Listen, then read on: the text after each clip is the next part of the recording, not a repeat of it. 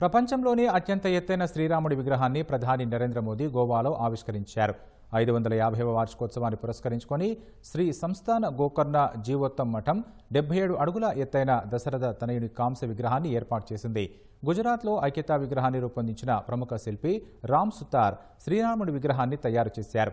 అనంతరం ప్రధాని మోదీ శ్రీ సంస్థాన్ గోకర్ణ జీవోత్తమ్ మఠంలోని ఆలయాన్ని దర్శించి పూజలు చేశారు. ఈ కార్యక్రమంలో గోవా గవర్నర్ అశోక్ గజపతిరాజు, సీఎం ప్రమోద్ సావంత్, పలువురు మంత్రులు పాల్గొన్నారు.